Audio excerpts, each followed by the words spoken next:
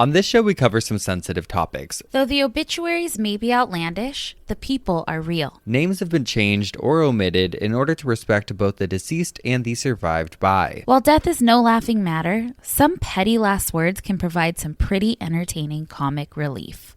Welcome to Obituary.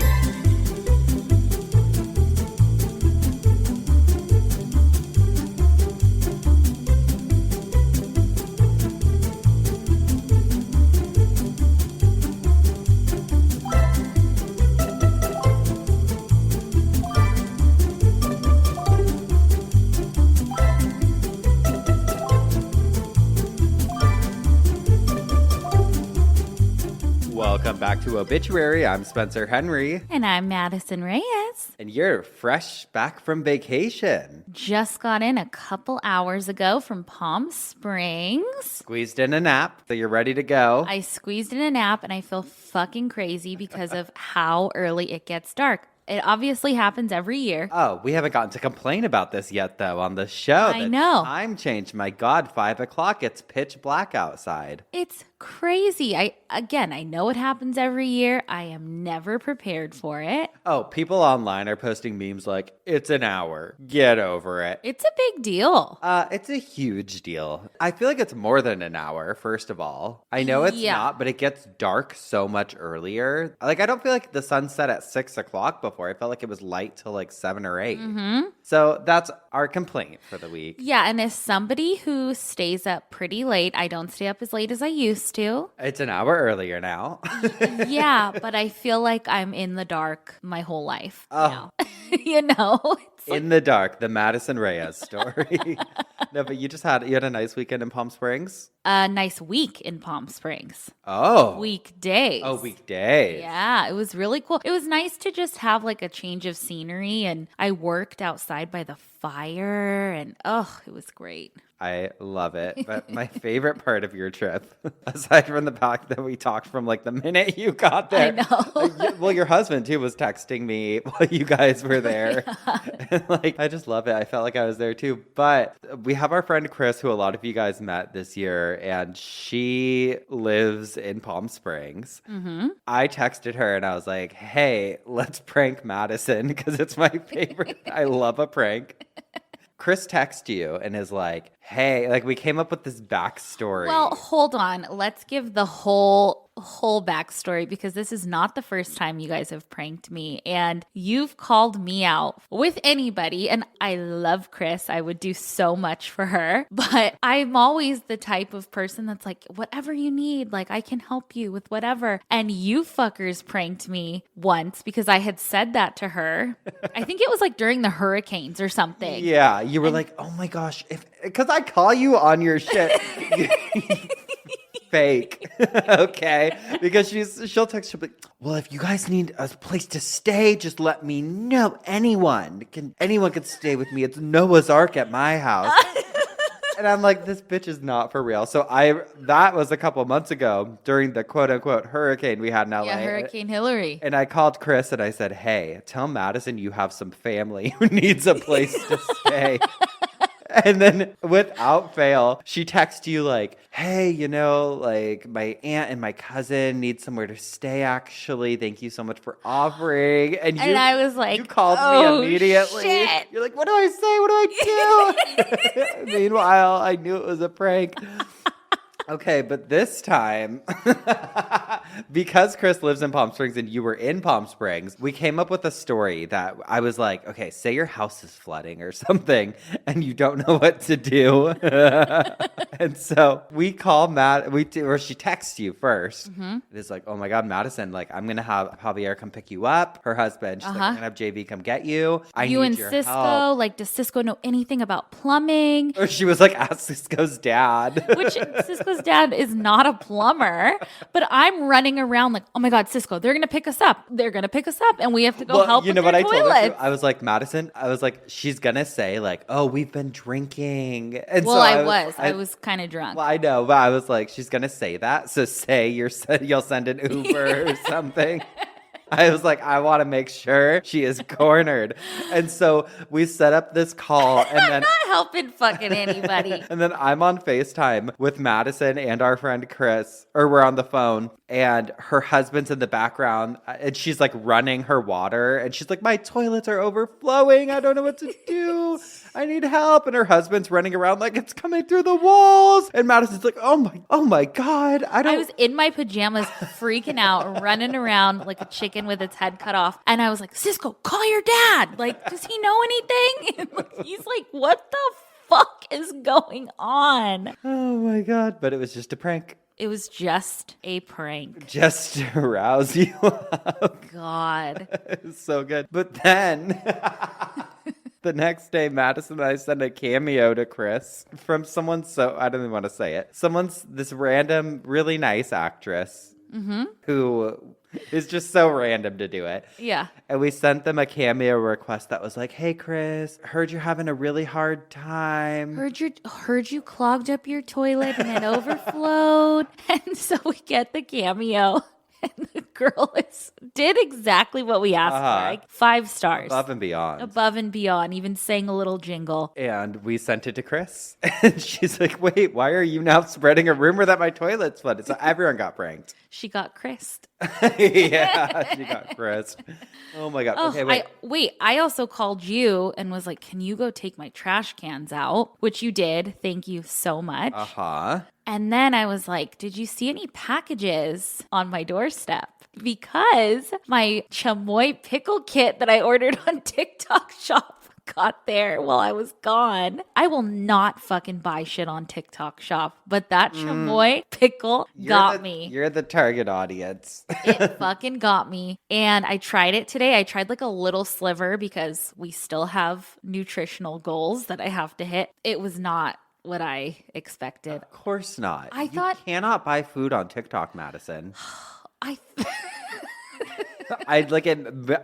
really makes me upset. And I was going to text you today and tell you, please don't do it before we record in case you get like sick. My stomach hurts a little bit, but I just had a little tiny sphere of the pickle. And I thought that like the flavors, because I watch these videos of people eating them, the glands start watering. This is where we differ, because I don't like if someone pops up on TikTok like doing a mukbang or something, I'm immediately disgusted. I'm like, I fucking hate this. It makes it chills.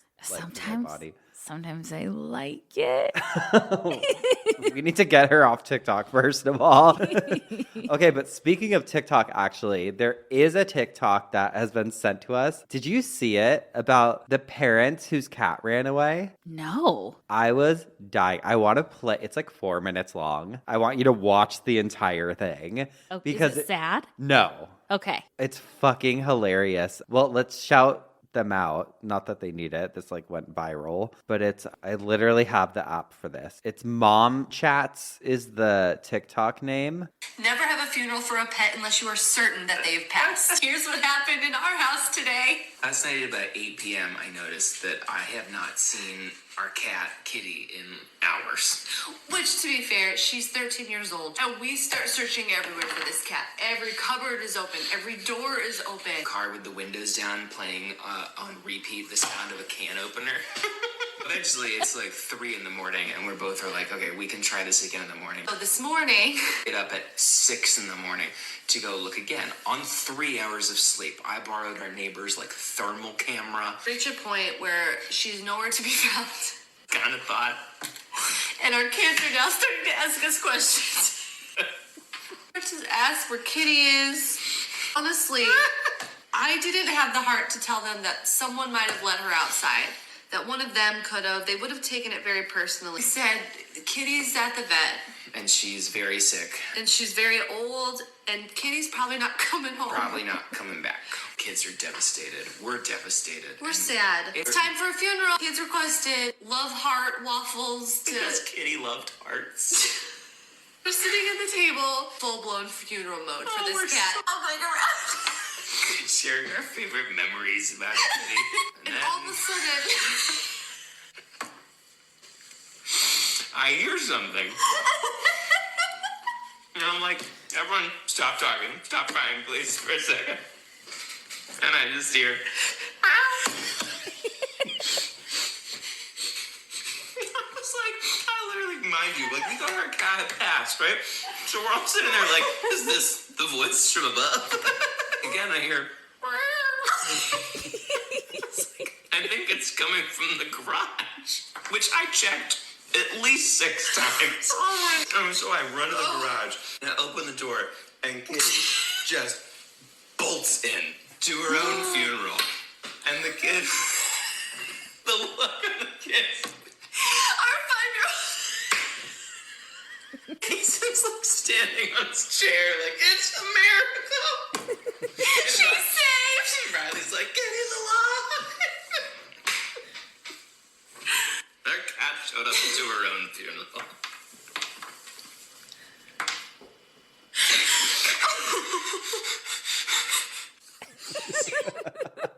Hey, I love it. I love a living funeral. We love a living funeral over here. Those kids are going to have to go to therapy, though. Oh, They're like, no, they thought it was a miracle. They're like, wow, this is incredible. Oh my God. Oh my God. I love that. Killed me. Oh, speaking of funerals, I got to go to one this weekend. Oh, yes. My grandpa's funeral this week. He was cremated. Don't worry. I know you're probably like, that came out in last month's episode. Honey, yeah. He was cremated. So we have the funeral this weekend. And Wait, tell them what special thing you guys are doing. yeah. So we do a theme. We do different things for everyone. Like for my grandma, she loved polka dots. So we all wore like some sort of polka dot. A lot of us wore like polka dot Vans or whatever. And then for my mom, she loved Converse, so we all wore Converse with our suits and dresses and stuff. And then for my grandpa, he was an avid golfer, and he had a collection of like the wildest golf shirts you've ever seen. And so we're all doing golf shirts, like wearing one of his golf shirts. And luckily Olivia found one for me that's striped and kind of like westerny. Oh, cool. So she's like, just wear like Wranglers and cowboy boots and that shirt. And I was like, perfect. Okay. Nailed it. So that is how I will be honoring him this weekend. It's kind of funny. It's like, I was talking to my sister about it, and like, obviously it's very sad that my grandfather passed away, but funerals are a nice thing in the sense that it does bring everyone together. And it's so rare that everyone's brought together like that. Like all the cousins, all the extended family. So I think it'll be nice to see everyone. Not everyone, but most of them. There might be some people There's some there. people I'm probably better off not seeing. Yeah. But no, it's fine. It's fine. And then next week, you and I have a really fun trip planned that we'll tell you guys about eventually. We'll do a lot for Patreon because we're going somewhere cool. Oh yeah, somewhere very cool. Really cool. Very cool. And that's all. That's all I'll say on that. Oh my God, what a week, what a life, what times. Your husband sent me, did he show you the stop sign? Were you with him when he took that picture? He didn't take that Oh, picture. okay. Okay, wait, I have to shout out my friend Gloria. She's the one that found it and sent it. It was a stop sign of an intersection. Yeah, and she is so supportive of our show and bought our merch, and she always gives me Gloria? Yeah, she Thank gives you, me Gloria. great. She gave me the recommendation for the Death with Dignity Okay. and for something else. I don't know. She's great. We love her. Well, it was a stop sign and it said Spencer and Madison on it. Meant to That was be. the crossing. We should go steal the sign. I know. I know. My God. Oh, God. Okay. On to business, because we're just yakking over here. Oh my gosh. I have a listener email. Someone sent in a couple articles of this fucking thing. I cannot wait to tell you about it. Okay, so the email says, "Hey girlies and sweetest pups. My name is Taylor. You can say my name. I might pass away if you do. This happened about an hour from where I live in China Grove, North Carolina. I hope this hasn't already been sent into y'all. How crazy is this? Love you two so much." Let me guess. It's the bot obituary. Oh, man. Because we received the... We got that today. We get it so much. Fucking wild. No, this I have not seen. And this is from October 18th of this year. Okay. It says North Carolina groundskeeper mows around a dead body after mistaking it for a prop, police and family say. A prop? I'm questioning this groundskeeper. Okay, hold on. A North Carolina family is demanding answers after their loved one's body was found face down on the lawn of an empty home where a groundskeeper saw it, mistook it for a prop dummy, and mowed the grass around it. Could you imagine? No, what the hell? The body of Robert Paul Owens, 34, was found October 10th at an abandoned log cabin used by several law enforcement agencies for trainings. Huh. The day before, on October 9th, the groundskeeper saw the body as he was mowing the property, believed it was a fake dummy used for training. Yeah, okay, that makes sense. That makes sense. But also, why was the body there? Well, honey, that's for a cult leader. I don't know. But could you imagine? No. Just mowing around. Just like, oh. Ugh. Well, that's all I got. Well, he better get back to work because he missed a section. God, That terrible. grass is probably dead underneath him. Looks like the bodies aren't the only thing dead in that cemetery, sweetheart.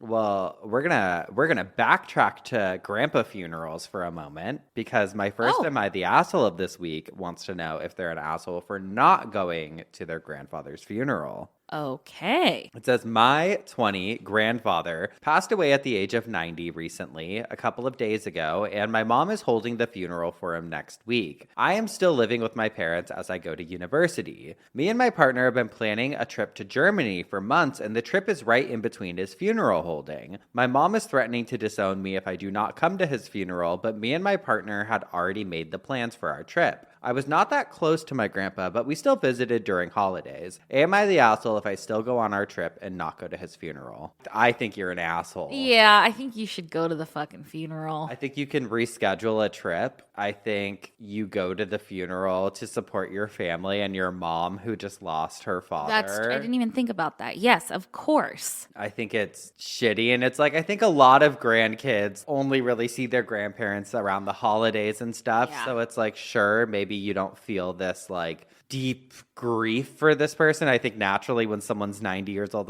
it's a little more like, okay, we expected this. Right. But you gotta go to the funeral. You gotta go to the funeral. That's the kind of shit where my dad's always like, you gotta show up, you gotta step up, you gotta be there. Well, he didn't have to do that to me. I was willingly going to my grandfather's Of course. funeral. You were very close with your grandpa, but I also, like, I don't want to be that fucking person, but I'm like, you're 20 and I get it. Like, a trip probably with your boyfriend or girlfriend or whatever probably feels like, this is the most big thing in my life. And, but you don't want to miss shit like that. Germany can wait. Germany can wait. Yeah. That's our motto. We're always saying that. Yeah. At the end of the day, we'll be like, you know what? Can't help it. Germany can wait. Germany can wait. This next one says, am I the asshole for planning a birthday party that's a funeral to my 20s? Title says it all. My wife and I are planning a 30th birthday party for her and decided we were going to do a funeral to her 20s. Nothing over the top decoration-wise, but we sent out invites that was in an in memoriam style with a picture of her partying, saying the funeral services would be held for her 20s at our house and to wear all black. The event is still called a birthday party on the invite to avoid any confusion. Just after sending it, I got a bit of a pang in my stomach that this may be considered tasteless. I'm not unfamiliar with loss, and I've experienced death in my family, especially these last few years. And while death isn't always meant to be taken lightly, I do think having humor about it's important as well. There's no one specifically I'm worried about offending, but after looking it up online, it seems like a lot of people find it tasteless as a blanket party theme in the event that it does offend someone. Now I'm just incredibly nervous that we made a mistake and that I'm an asshole for having suggested the idea. Am I the asshole? No. I've attended. My friend Brittany, well, it's my sister's friend Brittany, did a funeral for her 20s, and they all wore black veils. And we went out in Newport. We took one of those little boats out, and like threw rose petals. Yeah. And it was fun. Yeah. You know what I say? What? Lighten the fuck up. Lighten the fuck up. And if you're offended, please, I mean, you and I talk about this all the time. Be offended, offended. Like everyone's offended about everyone's everything. Fucking offended. Yeah. You don't want those people there. And you probably don't want them at your real funeral. Within reason. There's reasons to be offended, of course. We're not negating that. But there's people that find what we do offensive, even though we mean the least offense possible. You're just not going to make everyone happy. And what I I always think about is like, okay, would I want to be friends with someone who's offended by this? Yeah. No. Right. I wouldn't. It's different too if it was like, okay, say me and you were having a funeral party for your 30s or whatever. Why not 20s? Any of those days are gone. Unless you know how to resurrect them. No, but then like you had a best friend who just lost a parent or something. Well, that's of course. I could see like maybe switching up the theme then. In general, it's not offensive. And I wouldn't want to be friends with anyone who found that offensive. Right. Same. Get over it. Get over it. Well, I'm up first this week, which means you should have a little side bitch. I do have a side bitch for us. It is from The Guardian because it is for none other than Matthew Perry. Oh, okay. I just felt like, okay, sometimes we read celebrity obituaries, sometimes we don't. I feel like you and I are always, texting each other when somebody dies, like, oh, I'm going to talk about this, or I call this for the show or whatever. I wouldn't feel right not doing it. Were you a Friends watcher? Yes, it's like a comfort show. Yeah, so like I've seen every Same episode a million times. It is such a comfort show, and part of the reason I think it's such a comfort show is when I first started traveling for work at my last job, it was on in every hotel room, and I know when we were on tour this year, it was on every hotel room. It's such a comfort to just. A few hundred episodes ago, I read Joey Tribbiani's, like a fake one. Yes, from that book. Yeah. Okay, well, but I have the real this one. is the from real. Matt Okay. Perry. If this is the first time you're hearing the news, he passed away in his hot tub at his house, and it's devastatingly sad. And this is from, again, The Guardian, and it says, the actor Matthew Perry, who has been found dead at his home, aged 54, brought a wry sense of humor to the role of Chandler Bing in Friends, the American sitcom featuring 6 20-somethings in Manhattan facing the ups and downs of everyday life. The neurosis partly came from Chandler experiencing the divorce of his parents when he was 9 and using humor as a defense mechanism. It echoed Perry's own life, with his mother and father splitting up by his first birthday. And then it goes on to talk a lot about the show, but it says, nevertheless, stardom did nothing to help the actor overcome his own vulnerabilities. In 1997, Aniston said, his feelings get hurt. He cares what people think. He even bruises easily. Perry's battles with his personal demons first hit headlines halfway through the sitcom's run. In his 2022 memoir, Friends, Lovers, and the Big Terrible Thing, Perry recalled a journey to alcoholism that went from beer and wine at 14 to drinking vodka by the quart, as well as getting addicted to prescription drugs. And that's kind of why I wanted to skip over some of the Friends part, because he said somewhere, and it might have been in his book, like, I don't want to just be remembered for Friends. Like, I want to be remembered for helping people with like addiction and alcoholism. So I didn't want to make it all about that. This obituary goes on to say, in 1997, he checked into a Minnesota rehab clinic for 28 days when he became hooked on a painkiller and appetite suppressant after a jet ski accident and a 35-pound weight loss. 3 years later, he was hospitalized with pancreatitis. In 2001, he abruptly left the set of the film Serving Sarah the following year to go into rehab again. Perry reflected that by 2018, at the age of 49, he had spent more than half of his life in treatment centers. That year, he suffered pneumonia and an exploded colon caused by opioid overuse, resulting in time on life support and 2 weeks in a coma.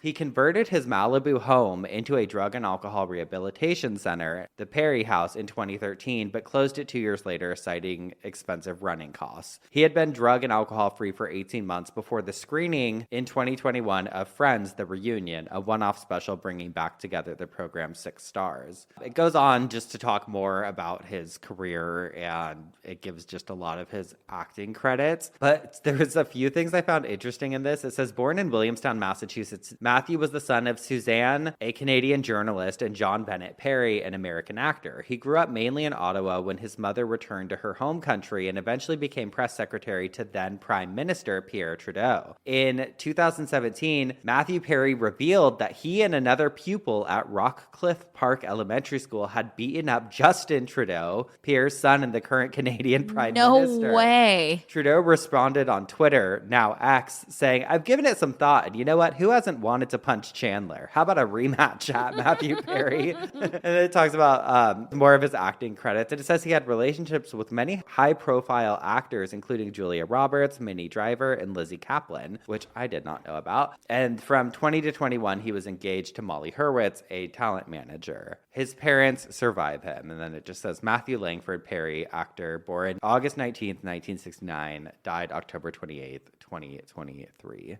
Oh, and his stepdad, Keith Morrison. Yes. Saw video of him at the scene, and it was like chilling. Oh, God. Well, everyone was getting mad, too, because TMZ posted like pictures of his parents like visiting. And it's like, TMZ is so scummy. Mm-hmm. They're always right. Like, if you want to verify something, TMZ is always correct. They have the right sources, but not so great. Well, Kris Jenner, you'll be interested in this, has a relationship with Harvey. Yeah. Yeah, and she feeds him stories so that they don't talk about other things. God. I also saw videos on social media from probably a helicopter or a drone or something, and it was chilling seeing the Friends cast walking into the funeral home. Well, they held it, I think, on the Warner Brother lots or something. Oh, they did? Yeah, they like did his funeral there, I think. Now, how do I do that? Hold your funeral there. I don't know, but one time when I first moved here, I like had a work meeting. Was I telling you about this? Yes. I was telling you the other day because I was just over there, and it was by Warner Brothers. I was meeting with someone in Burbank, and so I, like mobile ordered a Starbucks, and I went to go pick it up, and I didn't realize it was the Starbucks that's on the lot, and they like wouldn't let me go get it. And I was like, okay. Sucks. God. Random. One day, honey. We're going to get onto that lot one way or another. Well, should we take a little break and then I hear forgot what to had say me? it. Yeah, let's find out. Okay, we'll take a quick break. And when we come back, we'll hear what had Madison spinning in her coffin. Ooh. We'll be right back. And we're back. What had you spinning in your coffin this week? Oh my gosh. Well, what had me spinning in my coffin this week?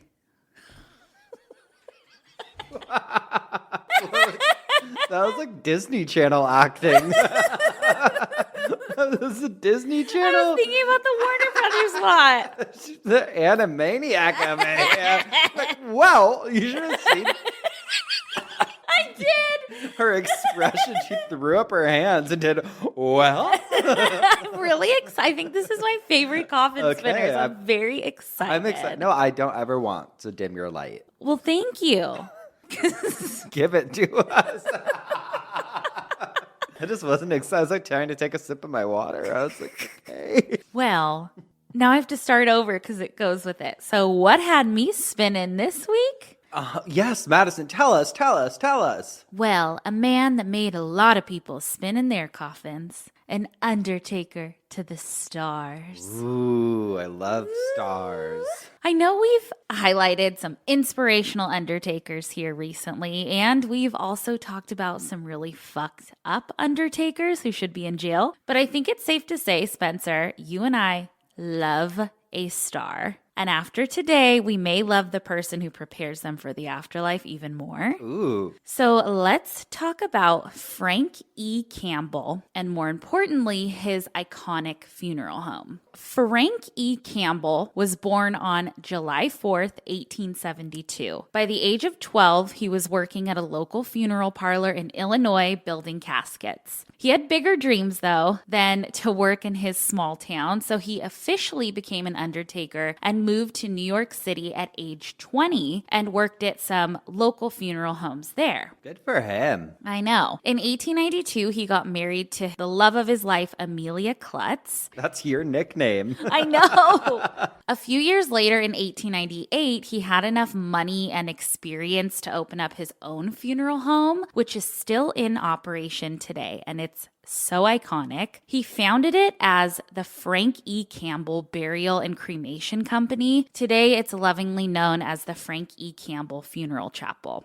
Frank, it seemed, wanted to make literally anything happen for the families that used his services. There are a ton of ads that he put out in newspapers, like this one, I'll read it to you from the 1919 edition of the New York Herald, that says, "Campbell's service is not confined to New York City. A telephone call will bring your representative to you wherever you may be with the least possible delay. We have personal representatives almost everywhere. Ooh. He was super innovative for his time because he opened his funeral parlor at a time when in-home funerals were still happening and were kind of the norm. So in New York, there were a lot of apartments, which meant a lot of funerals were held in very, very small spaces. At the time too, even if you went to a funeral parlor, they were basically storefronts, but his funeral parlor also had a chapel. So that was different. Frank wanted his funeral home to be a fucking vibe. He wanted great lighting, beautiful art, cozy furniture, the whole shebang. Also at the time, people were only using horse-drawn hearse carriages, but he switched over to the automobile hearse. And then after regular hearses, he switched over to Rolls Royces. So he was like flashy. Okay, we love it. And airplanes weren't out of the question. In 1916, he spread ashes over the New York harbor for someone. And obituaries, he was a trendsetter with those. And I think he looked at them as like free promotion for his business, obviously being printed in the newspaper. Sure. In 1919, a woman's pet canary died, and she went to Frank and asked him to embalm the canary and to please store the canary away until her own death so that they could be buried together. I love it. And Frank did just that. And when she passed shortly after, she was elderly, he carried out her funeral and burial services and made sure that her canary was with her. I love that. He also knew that any publicity was good publicity, and I read that he took out a $1 million insurance policy out on his son because he wanted him to be known as like the world's most insured boy. Hell yeah. And this definitely got people talking, and it worked because his popularity grew. His first celebrity client was an Italian opera singer named Enrico Caruso. Enrico was said to have been the highest paid opera singer at the time of his death in 1921. And when Enrico died, his body was embalmed and put on display in a glass sarcophagus at a cemetery in Naples. People could go visit and view his body, but then by 1929, his wife had had enough of it and had his remains sealed, but he was on display for like 8 years. Oh my God, what a run. Everything I read gives Frank credit for his burial. However, nothing talks about Frank going to Italy or doing this like extreme embalming. But what I do know is that Frank got his huge break in 1926. On August 23rd, 1926, the incredible Italian actor, sex symbol, mega celebrity Rudolph Valentino dies. He had collapsed in a hotel in New York a few days earlier and was hospitalized for gastric ulcers and appendicitis. A whole bunch of shit went on with his surgery, new diagnoses, and that eventually led to him falling into a coma and not waking up, and he was only 31. Now, if you were living during this time, you knew who Rudolph was, and you were probably absolutely gutted by the news of his passing. It was an absolute shock, and the day that he died is known as the day Hollywood wept. Oh. Rudolph Valentino's manager was the one who got into contact with Frank to handle his body, funeral, burial, all of it. Frank made sure that the funeral would be a beautiful one. There were floral arrangements everywhere, decorations, tributes, and Rudolph's casket was open for everyone to see. His funeral was held at a big, beautiful Roman Catholic church in Manhattan, and an article from Insider says, quote, Frank actually paid women to swoon and faint, so the newspapers would pick that up and give him more publicity. Oh, he would have loved a moirologist. He would have. In another article from Daily Mail, it says, quote, Inside Campbell hired actors to pose as Mussolini's black shirts and give the fascist salute over Valentino's dead body, which was rumored to be a wax replica in order to preserve it from wear and tear. Oh. It is said that 100,000 people showed up on the streets of New York to pay their respect. It was a huge media spectacle, and then it turned into just fucking chaos. Riots started, glass windows were soon being busted out by crazed fans trying to get into the church. I read that his coffin had to be sealed for safety from these lunatics, and fans were even trying to rip locks of his hair out of his head. Ugh. However, there are rumors that the people who stormed the funeral were actors who were paid by Frank to be a fake anti-fascist fascist group, I guess, to be against Mussolini. Anyway, 75 people were reportedly injured that day, and there are also a ton of reports of women around the world killing themselves upon learning about his death. Even though it was absolutely chaotic, and probably, I'm sure Frank did some things that morally weren't great, it put Frank and his funeral home on the map and earned him the reputation of Undertaker to the Stars. Valentino's body was taken by train to LA for a second funeral and then ultimately buried in Beverly Hills. So that was in 1926. In 1934, Frank actually dies of heart disease. He asked to be buried in a solid bronze casket, and that's exactly what he got. But it was too heavy and couldn't be moved to his family crypt. The casket weighed 1,400 pounds and was just too large. Oh my God.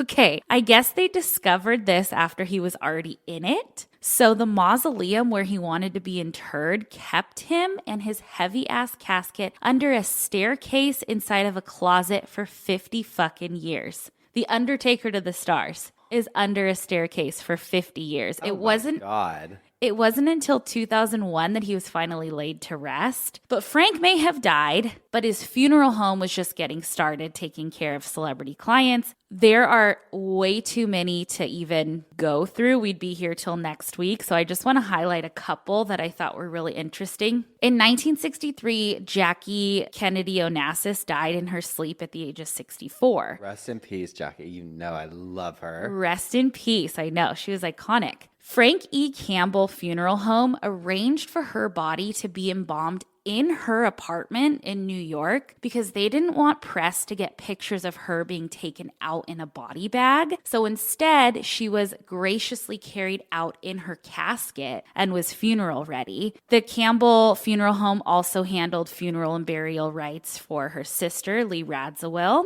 In 1969, Judy Garland died of an overdose in London. She was autopsied and embalmed in London, and then her body was flown into New York to Frank's funeral home, and the staff noticed that her embalming wasn't done right. So they had to fly in a makeup artist from MGM to fix her up. Oh, shit. They also opened up their funeral home for 24 hours straight, so anyone and everyone could come at any time to pay their respects, and there were about 20,000 people who showed up. She's now buried at the Hollywood Forever Cemetery in LA. And then lastly, in 1980, when John Lennon was murdered, they handled his funeral and burial. They knew all about crowd control, especially after Rudolph Valentino. They have their own security teams. They have private elevators. They've got it fucking down. They knew that the John Lennon funeral would probably be absolutely chaos, or just getting his body into the funeral home would be chaos. So they had a decoy hearse show up first. And I don't even think at the proper entrance to throw everybody off, so then they could bring in the real hearse. Wow. So they knew. Again, I wish I could go into literally every single celebrity they've handled, but we would be here again until next week. So here's just a quick list of all of the people. There's so many more, but these were some of my favorites. So Aaliyah, they handled hers. Elizabeth Arden, Fatty Arbuckle, Lauren Bacall, Basquiat, Joan Crawford, Walter Cronkite, Greta Garbo, Rita Hayworth, Heavy D, Philip Seymour Hoffman, Robert F. Kennedy, Heath Ledger, Mary Tyler Moore, Biggie, Ed Sullivan, Nikola Tesla, Luther Vandross, Mae West, Tennessee Williams, Joan Rivers, and just a few months ago, they laid Robert De Niro's grandson to rest. Also, for the Succession fans out there, this is a spoiler alert if you haven't finished it, so fast forward a little bit, but Logan Roy's funeral was held at the Frankie Campbell Chapel. That's incredible. Well, it's funny because so many of the people on the list we've talked about on the show, like Tennessee Williams, when we were talking about how his sister got a lobotomy. I mean, we've talked about so many of these people, and then Fatty Arbuckle. From what I gather, this is the It funeral home. I love it. I love it. We love... Just star-studded. You know what my tagline for him would be? What? Campbell, not just soup. Oh, okay. All right. Well, we're going to take one more quick break. And when we come back, I'll tell you what had me spinning in my coffin. We'll be right back. And we're back. Spencer, what had you spinning in your coffin this week? Well, Madison, Here we go. you just told us about a lovely funeral home. I did. And it turns out we've got another funeral home scandal Oh my God. currently unfolding near Colorado Springs, Colorado, and it is intense, to say the least. Unfortunately, we don't have all of the details yet, but as we know, especially from Cult Leader, trials can get pushed back. It can take months or years sometimes before all of the details in these cases surface. So I'm just going to talk about what we do know because people have been sending us so many questions about this situation that's happening right now. Okay. And I'm just going to tell you the basics. So October 3rd of this year, so last month, police showed up to the Return to Nature funeral home in the town of Penrose, which is about 30 miles south of Colorado Springs, I guess, to investigate a quote-unquote abhorrent smell. That is never a good thing. Never a good thing. And what they discovered inside was shocking. There was bodies on bodies on bodies, literally. How does this fucking happen? It happens, babe. We know it happens. The funeral home's now defunct website, they took that shit down. Yeah. So it was up on GoDaddy. Like, if you're interested in purchasing this domain, I was like, well, maybe I am. But they claim to offer a more natural path to burial. Quote, Return to Nature offers green and natural burial services, which allow bodies to decompose underground without the use of metal caskets or chemicals. Oh, please. Natural's not always better, babe. It's not always better. Well, it just goes to show that, like, people always give so much praise, like, oh, well, they're doing things the natural way there, and they're making all these advances. It's like, yeah, but you don't know what's going on behind the scenes. There's a reason they're not buying those caskets.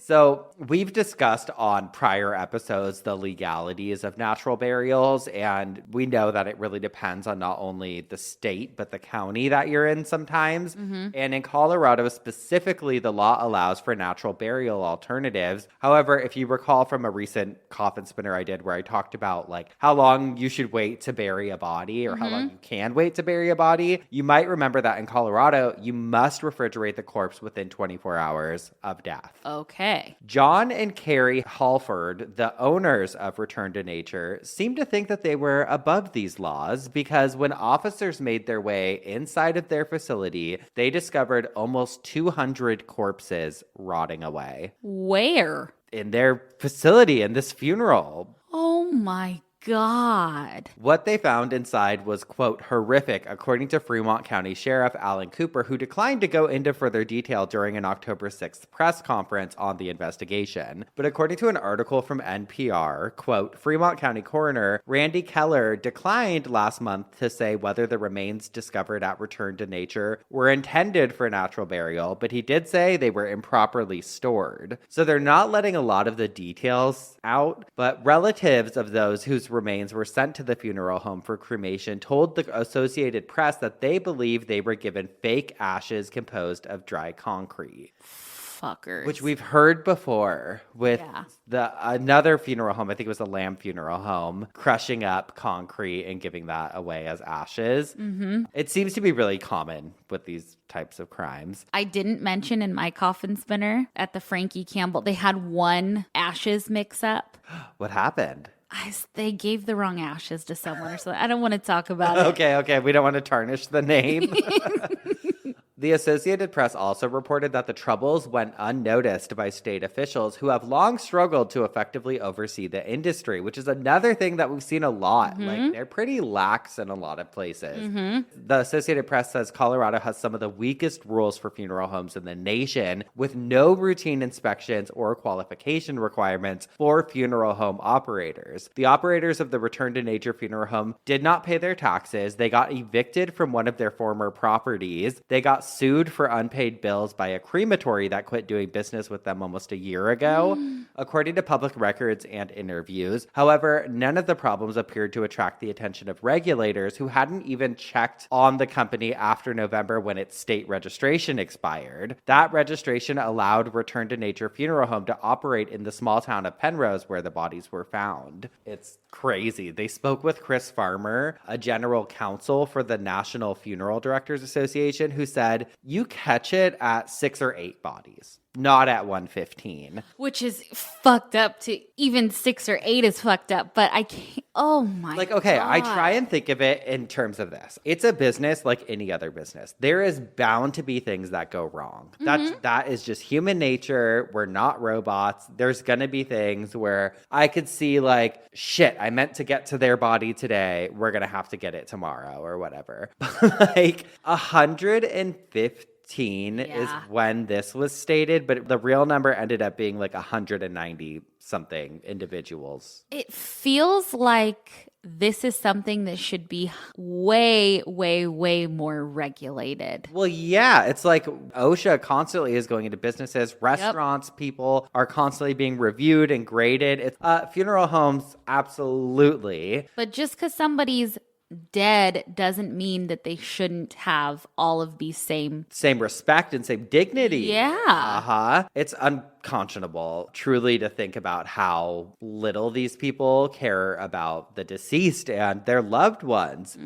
But they did their damnedest to make it appear like they truly cared about people. They would offer discounted rates in comparison to other funeral homes, which is another parallel to the Lamb Funeral Home scandal and other funeral home scandals, like the Tri-State Crematory scandal that we talked about. It really makes you think you're not getting the bang for your buck. Like I always tell you, like, okay, you know, buying furniture from here isn't gonna help you in the long run. You gotta sometimes spend more money. Well, remember I would buy the same fucking IKEA dresser for years because it would always fall apart. And then I was like, tell hey, you. I'm just going vintage. And even if it's more expensive, it'll last. It'll last. Absolutely. Or I was having this conversation last night with my friend Aditi because I was talking to her about washers and dryers. And I was like, my last house, the washer and dryers were 100 fucking years old. Does white washer and dryers. And that they were shit, bomb. You could throw all of my bedding, all of my towels, everything in the dryer and it would dry it in 10 minutes. Yeah. It's probably not great for it, but it fucking did it. It did it. These front load washes, please. God, and they're all technical. And I think the most obvious question that arises when we're talking about a scandal like this pertaining to funeral homes is like, okay, well, if the relatives are being handed crushed concrete instead of ashes, where are their loved ones' remains going? Yeah. And unfortunately, based on past criminal offenses, it appears that their loved ones were never cremated, or like the Lamb Funeral Home, maybe they were potentially cremated in bulk, like their cremains were mixed in with other people. But we don't know because they haven't released the information yet exactly what happened here. And what was the like green thing? Just that they didn't use metal. Yeah, like they did like more natural burials. I think just like body and earth type. Yeah.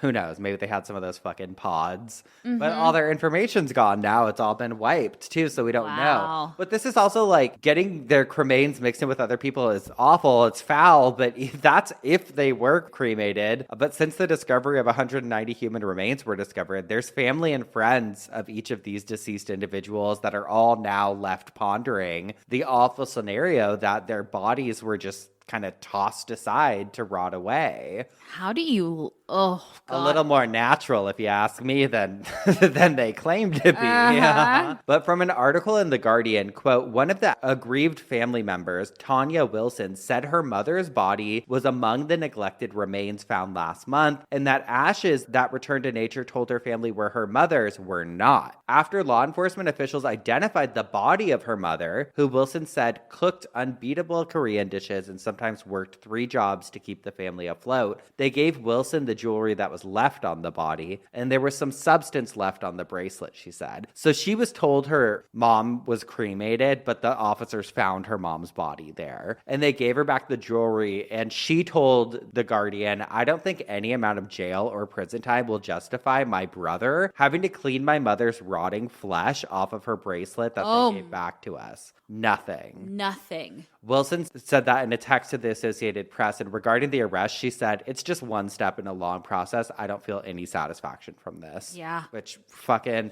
Could you imagine? No, because you think, okay, there's 190 bodies. That's at least 190 people who cared about these. Yeah. That's assuming they had one loved one. Yeah. You know, this has such a ripple effect on a community that they're servicing. Yeah. And these people absolutely need to pay the price for it. There is no indication state regulators ever visited the site or contacted Halford until more than 10 months after the Penrose Funeral Home's registration expired back in November of 2022. And state lawmakers gave regulators the authority to inspect funeral homes without owners' consent last year, but no additional money was provided for these increased inspections. So they were all failed by this system. you know where I want my tax dollars going? Regulating the funeral homes. So you don't fix our fucking streets. No, okay, you I don't. fell in a pothole. Uh-huh. I should sue the city. Honey, you got a track record. Okay. But really, I mean, shit. People always complain about like, well, I don't want my tax dollars going to that. I don't want them going to that. Or we need to put more here, more here. No, let's regulate the funeral homes because, God, these people don't have any voice to protect themselves. The couple who owned the funeral home, again, John and Carrie Halford, they fled the state, running to Oklahoma, which is where they were arrested this past week in Wagner on suspicion of 4 felonies: abuse of a corpse, theft,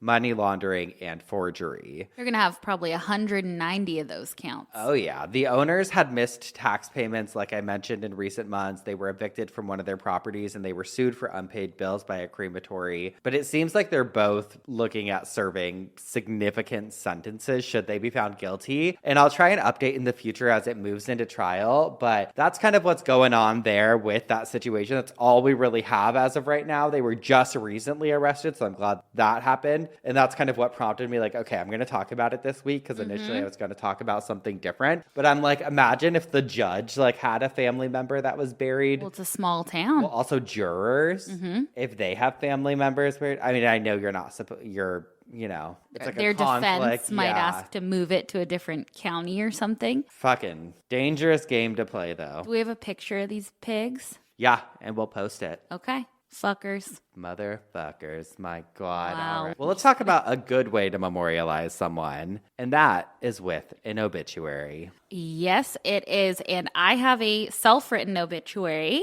There's a little story that goes along with it. Let me read the obituary first. It's for a man named Alan Leo Peters II.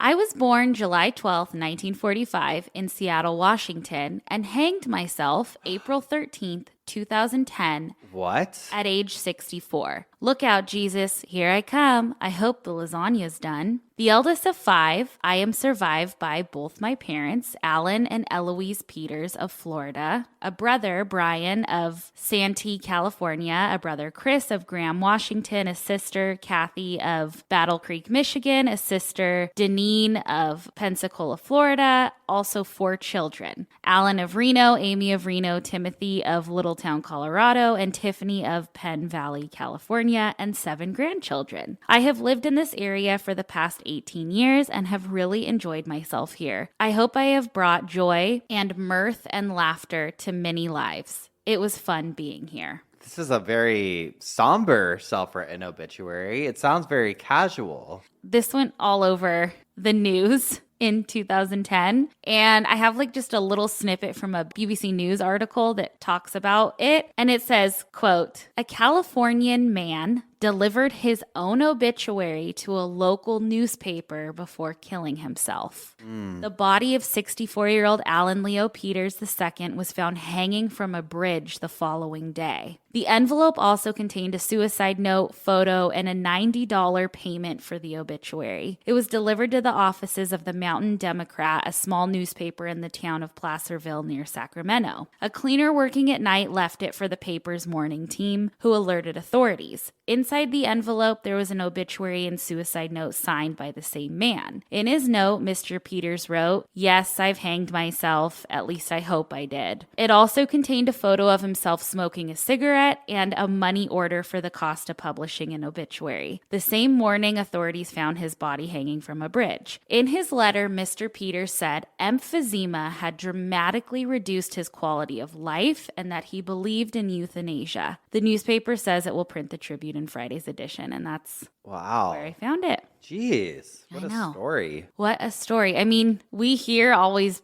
believe in death with dignity, and if that's what he Wanted? then, I mean, he was suffering. I Yeah. read deeper into like his emphysema. It was terrible and he couldn't take it. Listen, any I longer. say I'm not against it whatsoever when it comes to like if you have something incurable. Like there's certain times that I'm, would feel hesitant or against it. But when you have a physical thing like that, it's understandable. Like I don't want to suffer. Mine's also a little somber and it's a little unconventional as well. So this here is James Jacobson. Oh, he's handsome. I know. I saw this on Twitter and it's sad. It was written on his Facebook, which I felt like was a little strange, but it says James took his own life today. He battled with addiction for many years and tried to better himself for a long time. His friends and family ask for privacy as they deal with this unbearable loss. My hope is that he is remembered for his comedic chops and dedication to being a better man. I loved him like a brother. He will be missed dearly and will remain in our hearts forever. So sad. Well,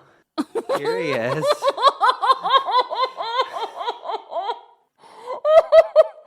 Is that his wiener? Oh no, almost his wiener. Here he is in a Shirtless? sexy picture afterwards that says, I'm alive. My boyfriend hacked my account because I found out he was lying and cheating on me. I'm single now, by the way. What a twist.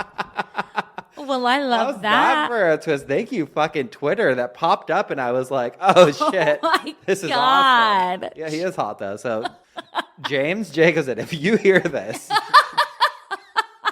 please email obitpod@gmail.com and put hot in the subject line.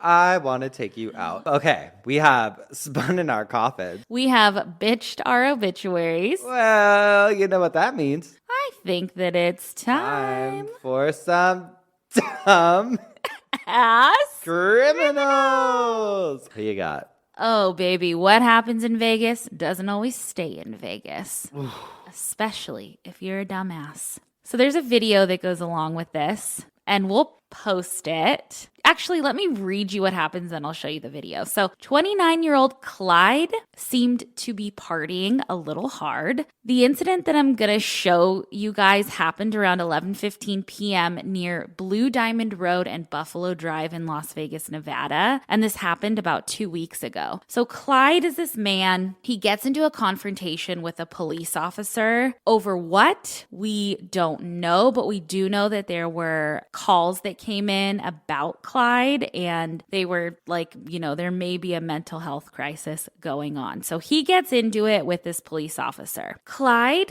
had no fucking clothes on.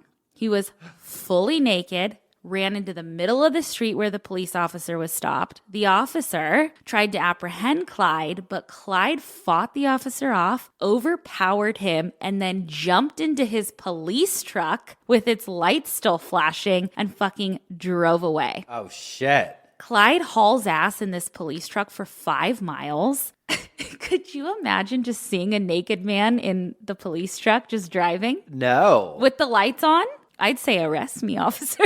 Is it John Jacobson? Because, hit me up. But unfortunately, it gets unfunny because he crossed the median and ran a red light, resulting in a collision with another vehicle. Oh, shit. I know. The collision left a 34-year-old woman and the driver of the other vehicle, a 43-year-old male passenger with critical injuries. Fuck. Clyde also suffered severe injuries in the crash. He was taken into custody and is facing 4 serious charges: robbery, disobeying a peace officer, and endangering people/property, grand larceny of a motor vehicle, and a battery on a protected person. He's scheduled to appear in court on Thursday following this remarkable series of events, so we'll keep you updated on that. But here is the fucking wild ass video.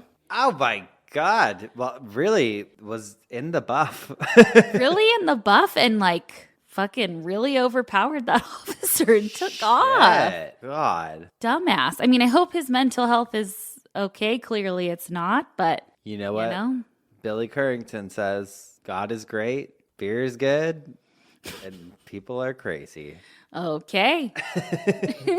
My dumbass this week. I have an article from Slate magazine about it. It made me laugh. So his name was Frankie Porty. Okay. On June 10th, 2010, Porty was riding in the back of a car when it was pulled over by the police. He had multiple outstanding probation warrants and was understandably concerned that the cops were going to find out about him. Mm-hmm. So he decides that he's going to give them a fake name. And then the article says, I'll let the Associate Justice Mark Green, who wrote the recent Massachusetts appeal court opinion, take it from here. So Trooper Driscoll, who's the one who pulled them over, noticed that the defendant was not wearing his seatbelt and asked the defendant for his name and date of birth in order to cite him for a seatbelt violation. Okay. Which is annoying to do anyways, but so I'm still on his side at this point. But that would pull up his whole record. Yeah. So Frankie Porty gives him a fake name, and he's like, my name is Daniel Atkins, and my birthday is January 28th, 1983. Well, Trooper Driscoll runs the name Daniel Atkins through the computer in his cruiser and learns that there's an active arrest warrant for a Daniel Atkins at that birth date. Oh, no.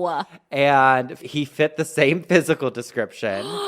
And so Driscoll returns to the car and starts to question Frankie, who apparently had no idea that he had given the name of a wanted man. And he responded with what at the time must have been the only reasonable option, by pushing the officer to the ground and trying to run away. So it's a common theme this week. This scheme too went awry. Porty was subdued, arrested, and sentenced to 4 years in state prison. And the real Daniel Atkins may still be at large. But I love this because they wrote how he could have been smarter. Porty could have worn his seatbelt. Better yet, he could have dispensed the car entirely and decided to ride a bicycle. Nothing ever happens to guys on bicycles. And they said how he could have been a little smarter. Been better with pseudonyms, something trustworthy, like Joe Innocent. They said how he could have been a little dumber. Hi, my name is Trooper Driscoll. No, wait, that's your name. And that's the story. I love it. What are the odds? Oh my God. I have a story that I don't know if I'm ready to tell, but I'll tell it one day. Okay. Can you tell me later? I will tell you the second we hit stop on this machine here. But that is it for the week. We've got to get ready. We have so much going on. Really excited because I love this life. Love you. Okay. Love you them. too. Love them. Love everyone. Love everything. Peace, love, and peace, baby. That's how we do. And don't forget, never forget, Germany can wait. Okay. That's it for the week. We'll see you next week with some more coffin spinners. Obituaries. Did you forget? You looked at me like, what's my line? Line? Side Look at my bitches. line. James. Obituaries and dumb.